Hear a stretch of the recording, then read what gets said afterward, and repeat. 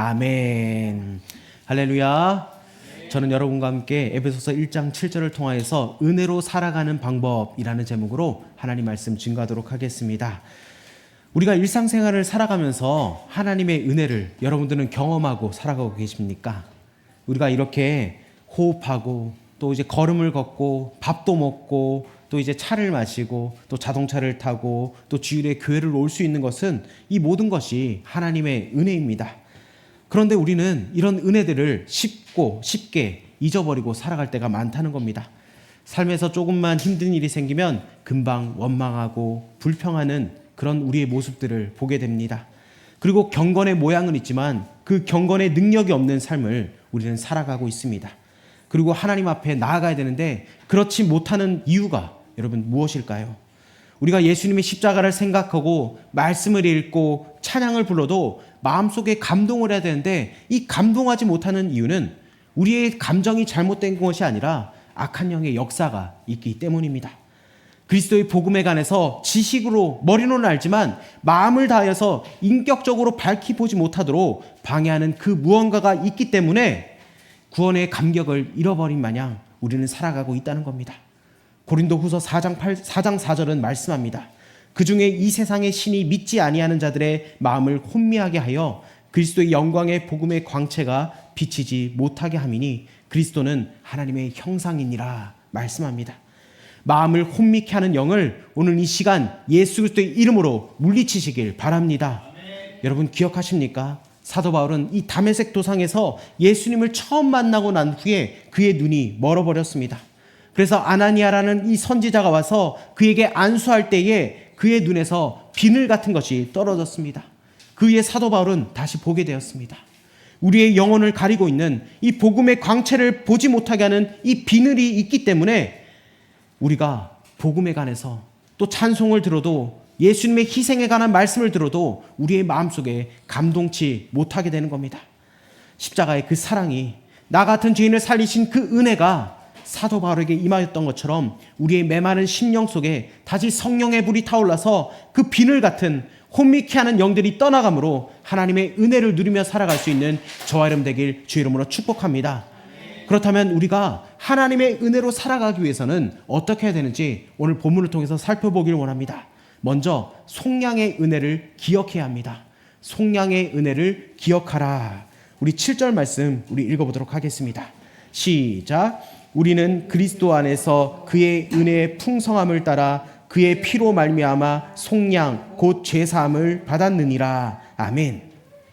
이 속량이라는 단어는 헬라어 아폴리트로시스라는 단어를 사용합니다.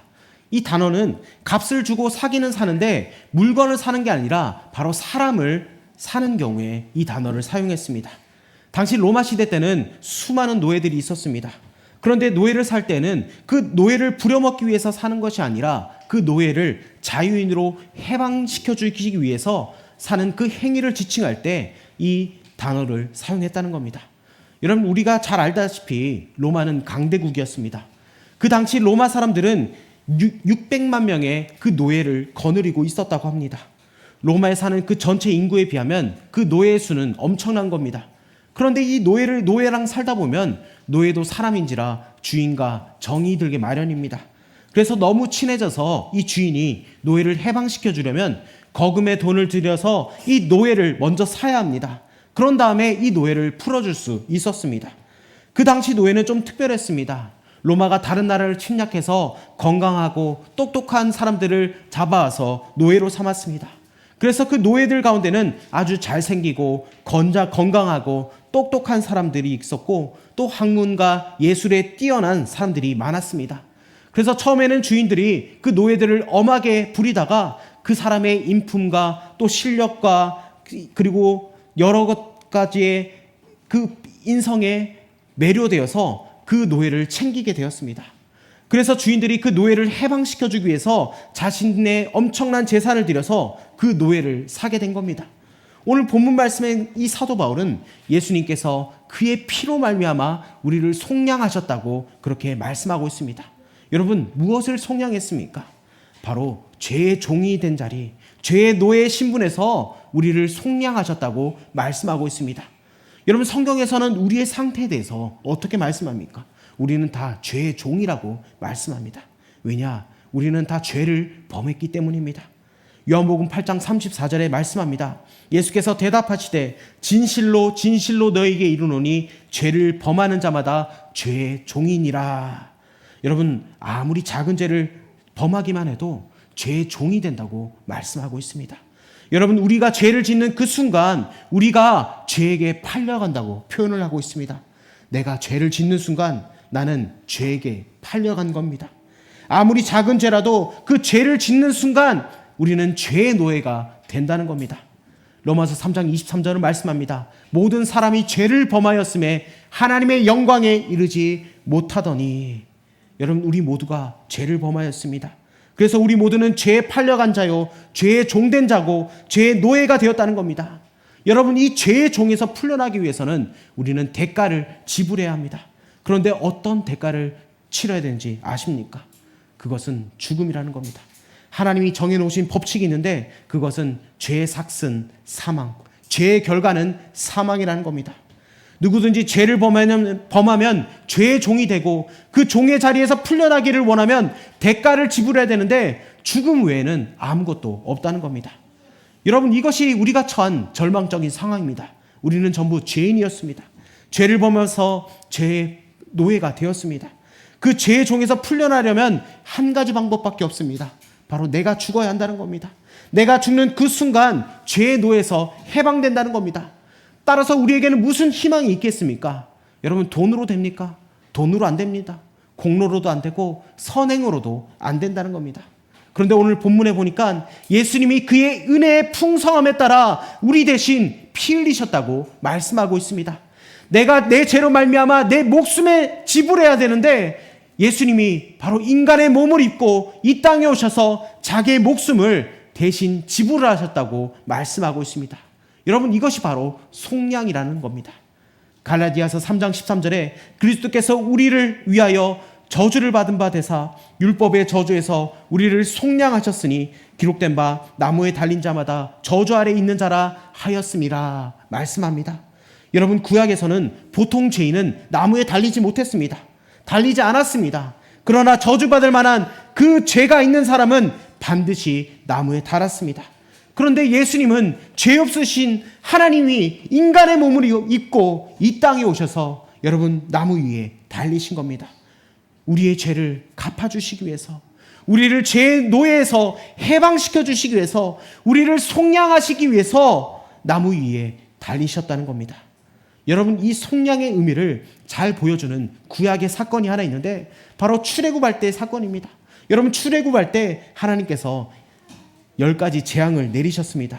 그런데 이 마지막 재앙, 이 마지막 재앙은 이전에 그 9가지 재앙과 다른 점이 있다는 겁니다. 많은 사람들이 이것을 놓치고 있습니다. 하나님이 내리셨던 그 9가지 재앙은 여러분 애굽 사람들에게만 적용되었습니다. 이스라엘 백성들이 사는 곳에는 우박도 떨어지지 않았고 여러분 애굽 사람들이 사는 곳에서만 떨어졌다는 겁니다. 그리고 애굽 사람들이 사는 곳에만 파리가 찾아왔습니다.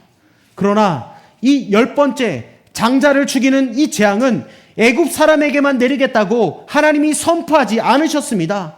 이스라엘 사람이건 애굽 사람이건 이민 온 사람이건 잠시 여행객으로 지나가던 사람이건 상관없이 모두에게 장자가 죽을 것이라고 말씀하셨습니다. 그야말로 하나님의 심판이 임한 겁니다. 그런데 여러분 이상하지 않습니까? 짐승의 첫 새끼도 사람에게서 난 첫 아들도 죽었습니다. 그런데 왜 장자만 죽을까요? 그것은 장자 안에 모든 것이 다 포함되어 있기 때문입니다. 그러나 이 재앙을 피할 수 있는 길이 하나 있습니다. 단 한 가지.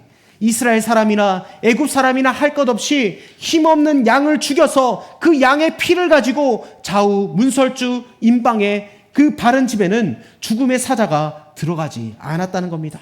그래서 우리는 그날을 유월절이라고 합니다. 영어로는 패스오버죠. 바로 넘어간다는 뜻입니다. 죄가 있느냐 없느냐 그것이 중요하지 않습니다.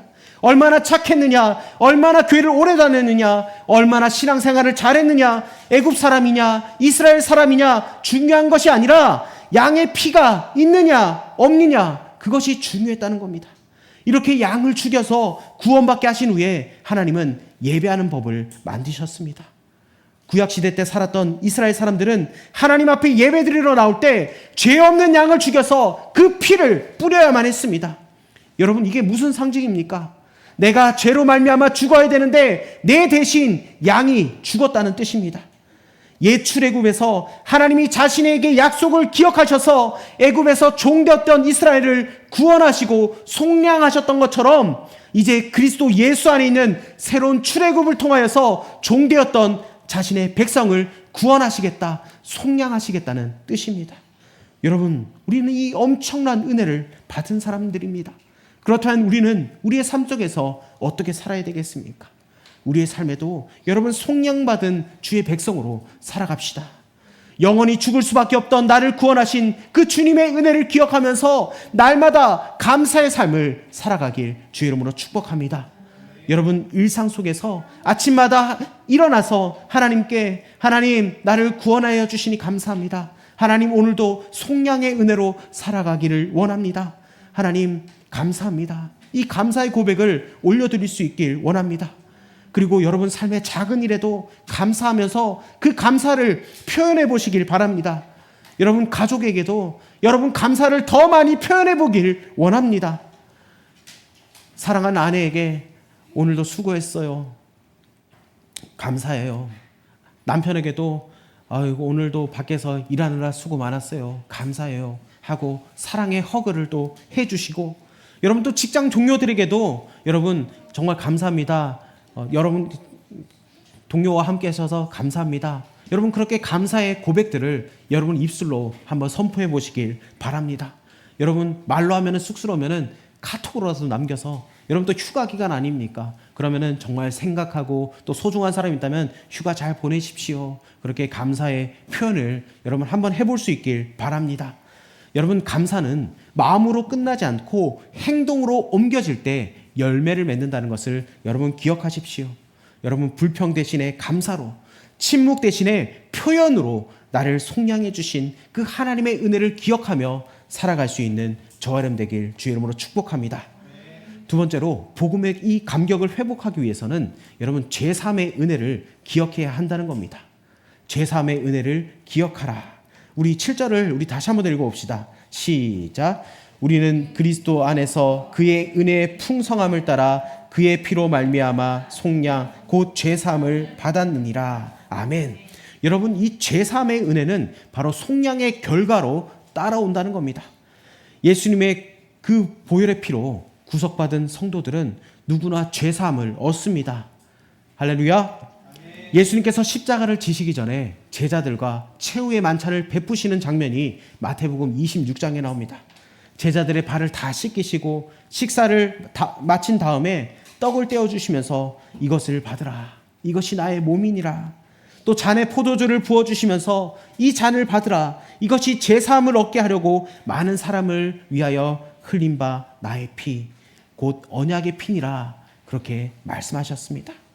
여러분 구약에서도 이 제사함의 진리가 나타나 있는데, 여러분 유대인들이 가장 거룩한 날로 지키는 날이 바로 대속죄의 일입니다. 이 히브리어로 욤 키푸르라고 하는데, 욤이라는 것은 시간이고 키푸르라는 단어는 거룩입니다. 이 속죄일은 가장 거룩한 날입니다. 그래서 이 거룩한 날이 되면은 대제사장이 2마리의 염소를 취합니다. 깨끗한 염소를 데리고 와서 그 한 마리는 목을 쳐서 그 피를 제단에 뿌립니다. 나머지 한 마리의 염소는 죽이지 않고 이 대제사장이 그 염소의 머리 위에 안수를 합니다. 이 안수의 뜻은 여러 가지가 있지만 여기에서 말하는 안수는 바로 전가라는 겁니다. 내가 안수할 때 안수받는 자와 동일시 된다는 것인데, 나의 어떠한 것이 안수받는 사람들에게 전달된다는 겁니다. 당신이 나와 같이 되기를 원한다는 마음으로 안수를 한다는 겁니다. 그래서 대제사장이 백성을 대표해서 염소에게 안수하는 것은 모든 백성들의 그 죄가 그 염소에게로 전가되는 겁니다. 이렇게 백성들의 죄를 전가받은 염소는 거룩한 날에 다시는 돌아오지 못하도록 멀리 떨어진 광야로 내쫓기게 된다는 겁니다. 바로 이 일이 예수님에게 일어났다는 겁니다.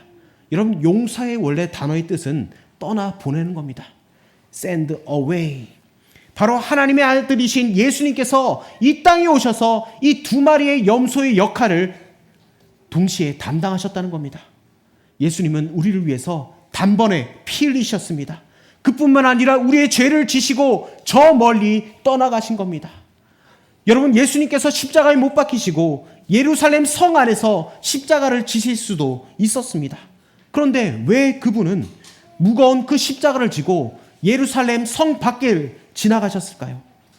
거기에 대해서 히브리서 기자는 이렇게 말씀합니다. 히브리서 13장 11절에서 13절까지 제가 읽어드리겠습니다.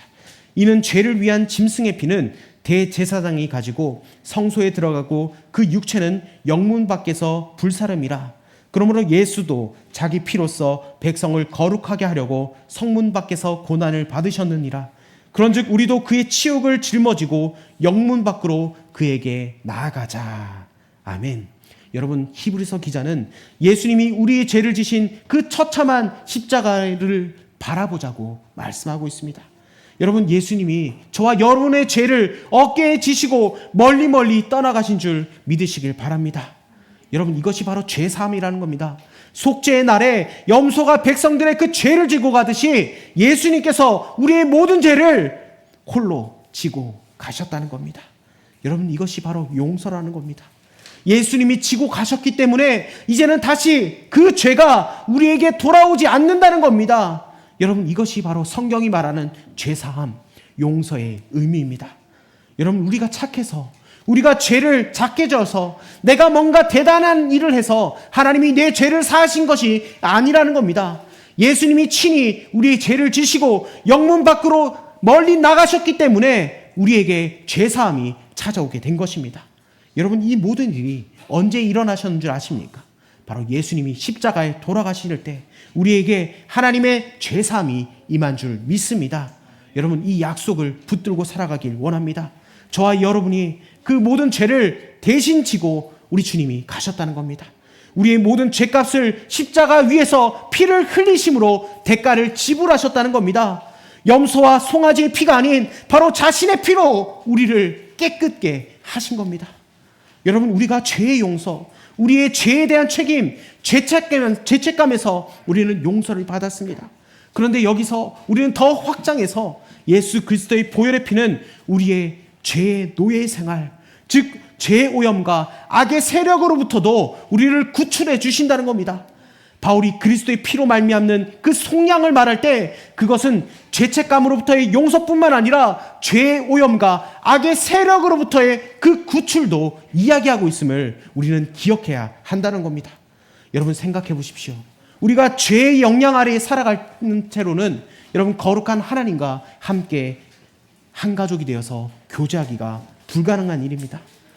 하나님은 그러한 죄의 오염 아래에 있는 우리를 속량하셔서 아버지와 교제하게 하셨는데, 그런 죄의 오염 아래 다시 머물면서 하나님과 교제하는 일은 여러분, 그게 어떻게 가능하겠습니까? 예수 안에서 얻은 그 속량은 죄책감뿐만 아니라 죄의 오염으로부터도 우리를 구출해 주신다는 겁니다. 죄의 노예 생활로부터의 구출이라는 겁니다. 여러분, 이 말은 쉽게 말하면 우리가 행하는 온갖 종류의 죄들이 우리를 노예와 같이 중독시켜서 우리를 올가맨다는 것입니다. 여러분, 우리의 삶을 한번 들여다봅시다. 여러분, 오늘날 우리는 미디어 시대에 살고 있습니다. 그런데 이 미디어에 너무나 노출되다 보니까 이 영상 매체에 오염이 되어 있으면 우리를 자녀 삼아주신 그 하나님 아버지와 풍성한 교제를 누릴 수 없다는 겁니다. 여러분, 우리가 왜 세상에서 자꾸 무너집니까? 왜 세상 속에서 우리는 힘을 누릴 수가 없습니까? 여러분, 그것은 바로 주님과 함께 교제하는 시간이 너무나 부족하기 때문입니다. 그러니까 능력이 나타나지 않는 겁니다. 여러분, 한번 생각해 보십시오. 여러분, 스마트폰이나 여러분 드라마는 하루에 2시간은 기본입니다. 하지만 하나님과 영적인 교제인 여러분 찬송하고 기도하고 말씀을 보는 시간은 여러분 30분도 안 된다면 여러분, 우리가 어떻게 세상을 이길 수 있겠습니까? 여러분, 운동도 마찬가지입니다. 여러분, 스포츠를 즐기는 것 자체는 죄악이 아닙니다. 그러나 운동 또한 우리를 얼마든지 중독시켜서 그 세계에서 나오지 못하게 함으로써 하나님과의 그 친밀한 교제를 매우 효과적으로 방해할 수 있다는 겁니다. 여러분, 혹시 당구 쳐보셨습니까? 저는 대학교 가서 당구를 처음 쳐봤는데 당구를 처음 치고 나니까 쓰리 쿠션하고 여러분 그게 딱 눈을 감으면은 그 코스가 막 그려지는 겁니다. 그래서 정말 회개를 많이 했습니다. 딱 기도하려고 눈을 딱 감았는데 여러분 당구장에 그 당구 코스가 보이니까 그게 어떻게 하나님 기뻐하시겠습니까? 여러분 마찬가지입니다. 어떤 운동이든지 여러분 하나님과 그 교제보다 더 우선한다면 그것은 바로 죄에 오염된 것입니다. 여러분 우리는 그것을 회개해야 한다는 겁니다. 여러분 성공도 마찬가지입니다. 이 성공에 대한 집착도 마찬가지입니다. 이 성공의 중독에 걸리면은 삶의 모든 우선순위가 성공 지향적으로 된다는 겁니다. 여러분 그런데 그 성공은 여러분 일시적인 성공이라는 겁니다. 여러분 오늘날 이 현대 시대에 이 문명의 이기들이 바로 하나님의 말씀을 깊이 묵상할 수 없게 만들고 주님과 교제할 수 없게 만든다면 그것은 또 다른 의미의 중독이며 노예 생활이라는 것을 여러분 꼭 기억하십시오. 하나님은 그리스도의 보혈로 우리를 속량해 주셨습니다. 그 속량은 바로 세상의 노예 생활로부터의 하나님의 자녀로 우리를 바꿔 주셨다는 겁니다. 여러분 이 속량의 은혜를 기억하시면서 여러분 이 죄사함의 은혜, 여러분 죄책감에부터의 자유, 이 죄의 오염으로부터 벗어나서 주님과 더 영적인 교제를 나눌 수 있는 저와 여러분 되길 주의 이름으로 축복합니다. 여러분 하나님은 우리를 사랑하십니다. 여러분 하나님은 우리와 더 영적인 교제를 나누고 싶어 하신다는 겁니다. 여러분 이 속량의 은혜를 기억하십시오. 그리고 제3의 은혜를 기억하십시오. 여러분 이것이 바로 은혜를 누리는 삶의 시작이라는 겁니다. 여러분 한 주간 살아가시면서 하나님의 은혜를 기억하시면서 나를 구원해 주신 하나님, 나를 죄책감으로부터 자유케 하신 그 하나님을 찬양하며 나갈 수 있는 저와 여러분 되길 주의 이름으로 축복합니다. 우리 시간 그 마음을 가지고 이 찬양으로 주님 앞에 나아가기 원합니다. 여러분 하나님께서는 우리를 위하여서 예수님을 이 땅에 보내주셨습니다. 그리고 우리에게 속량의 은혜, 이 제3의 은혜를 우리에게 주셨습니다. 여러분 그 은혜를 감사하면서 이 찬양으로 여러분 우리가 주님 앞에 나아가길 원합니다.